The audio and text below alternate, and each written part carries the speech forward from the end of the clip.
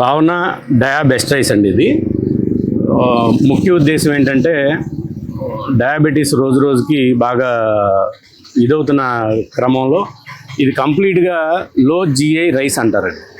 ఇది నార్మల్గా white rice ఎట్లా ఉంటుందో సేమ్ అట్లానే ఉంటుంది. కానీ దీన్ని ఎట్లాగంటే 7 మెంబర్ సైంటిస్టులు 7 సంవత్సరాలు రీసెర్చ్ చేసి డయాబెటీస్ వాళ్ళకి ఒక మంచి ఫుడ్ అనేది లేదు. ఆ ఫుడ్ని మనం ఖచ్చితంగా లో జిఐ ఏదైతే రాగులు, జొన్నలు, మళ్ళీ వైట్ రైస్, వీట్ ఇట్లాంటి ఏదైతే ఉందో దానికన్నా తక్కువ గ్లైసమిక్ ఇండెక్స్ ఉండాలి రీసెర్చ్ చేసి తీసుకొచ్చిన సీడ్ అన్నమాట ఇది. ఈ సీడ్ని మేము జనాల్లోకి అవేర్నెస్ ప్రోగ్రామ్స్ ద్వారాగా, మెడికల్ క్యాంప్స్ ద్వారాగా, ఈ మెడికల్ క్యాంపు కూడా పెడతానికి ప్రధానమైన ఉద్దేశం ఏంటంటే